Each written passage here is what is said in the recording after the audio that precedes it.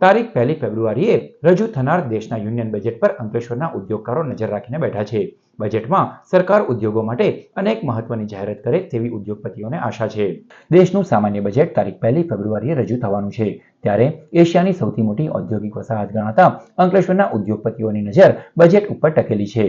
કેન્દ્ર સરકાર દ્વારા બજેટમાં ઉદ્યોગલક્ષી અનેક મહત્વપૂર્ણ જાહેરાતો કરવામાં આવશે તેવી ઉદ્યોગ જગતને આશા છે।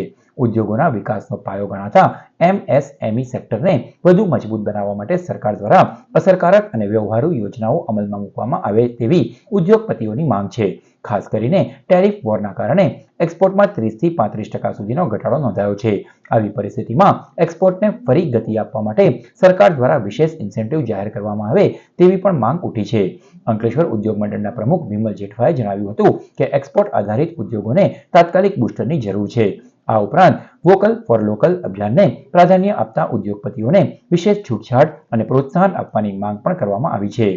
ખાસ કરીને જો જોઈએ તો એક્સપેક્ટેશન એવું કહી શકાય કે જ્યારે મેક ઇન ઇન્ડિયા કોન્સેપ્ટ જ્યારે શ્રી માનનીય નરેન્દ્રભાઈ મોદીએ આપણને આપેલો છે અને એને લઈને આગળ આપણે જો ગ્રોથ એન્જિન તરીકે આપણા દેશને બતાવવું હોય તો એમએસએમઈને સપોર્ટેડ જે કાંઈ રિફોર્મ કરી શકે સરકાર એને કરવા જોઈએ।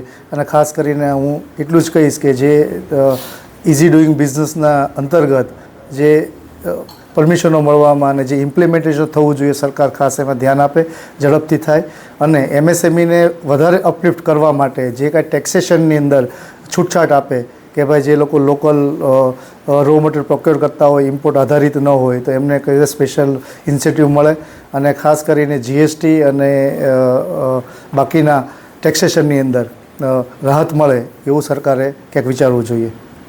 હાલ જે યુનિયન બજેટ 2026 1 ફેબ્રુઆરીએ રજૂ થવા જઈ રહ્યું છે એમાં તો સૌપ્રથમ જે અત્યારે ટેરિફ વોર ચાલી રહ્યું છે એના અનુસંધાનમાં એમએસએમઈ તથા લાર્જ સ્કેલનું એક્સપોર્ટ લગભગ 30 થી 35% જેવું ડાઉન ગયું છે।